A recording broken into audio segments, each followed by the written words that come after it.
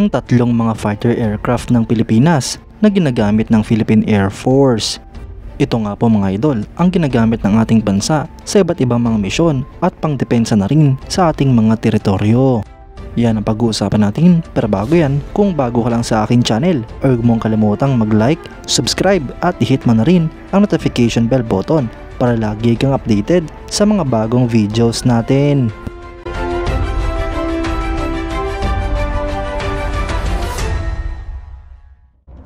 Ang una nga po sa listahan mga idol ay ang FA-50PH na mula sa South Korea. Ang eroplano nga pong ito mga idol ay hango sa KAI T-50 Golden Eagle, isang family ng South Korean Supersonic Advanced Jet Trainers and Light Combat Aircraft.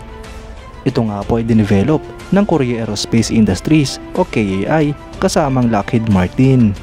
Ito nga po ang kauna-unahang indigenous supersonic aircraft ng South Korea at isa sa mga kukonting supersonic jet trainers sa buong mundo. Dinevelop nga po ang replanong ito noong late 1990s habang maiden flight naman ay naganap noong 2002. Una nga po itong lumipad mga idol noong August 20, 2002 at na-introduce naman noong February 22, 2005. Sinimulan na itong iproduce noong 2001 hanggang sa kasalukuyan at meron nga pong mahigit sa 200 units ang mga nagawang ganito. Ang Philippine Air Force mga idol ay pinili ang isang dosenang KAI TA-50 aircraft upang ma-fulfill ang requirement nito para sa mga light attack aircraft at lead-in fighter trainer aircraft. Ang Department of National Defense ay inanunsyo ang pagpili sa eroplano noong August 2012 habang ang pondo naman ay naaprobahan ng Kongreso noong September 2012. Sa kasalukuyan ay ito nga po ang lead light fighter aircraft ng ating bansa na ginagamit sa iba't ibang misyon. At pinaplano pa nga po na dagdagan ng Philippine Air Force ang mga eroplanong ito. Ang ikalawang pandigmang eroplano ng ating bansa ay ang Embraer EMB 314 Super Tucano. Ito nga po ay mas kilala rin sa tawag na A-29B Super Tucano, isang Brazilian turboprop light attack aircraft na dinisenyo at ginawa ng Embraer bilang development ng kanilang Embraer EMB 312 Tucano. Ang A-29B ay nagdadala ng iba't ibang klaseng weapons, kabilang na ang precision-guided munitions. Ito nga po ay dinisenyo para sa low-cost system operated sa low-threat environments. Ang eroplanong ito mga idol ay unang lumipad noong June 2, 1999 at ni-introduce naman noong 2003. Sinimulan nga po itong iproduce noong 2003 hanggang sa kasalukuyan at meron na nga pong mahigit sa 260 units ang mga nagawang ganito. Ang Philippine Air Force mga idol ay kinonsider ang acquisition para sa 6 na Super Tucano na siyang papalit sa mga OV-10 Bronco ng ating bansa. Noong late 2017, si dating Defense Secretary Delfin Lorenzana ay pinirmahan ng kontrata upang makabili ng 6 namang close air support aircraft. Noong year 2020 mga idol ay dumating na nga po ang mga eroplanong ito at inindak na sa 16 Attack Squadron ng 15 Strike Wing. Ayon nga po sa mga impormasyon ay pinaplano din ng Philippine Air Force na magkaroon pa ng acquisition project upang dagdagan ang mga Super Tucano. Ito nga po ay mga epektibong close air support aircraft na nagagamit ng Philippine Air Force sa iba't ibang mga misyon.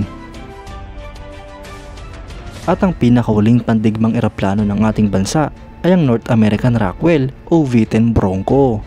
Bagamat pinaplano na nga po ng Pilipinas na iretiro na ang mga eroplanong ito, ay hindi pa nga rin po formal na nagre-retiro ang mga OV-10 Bronco.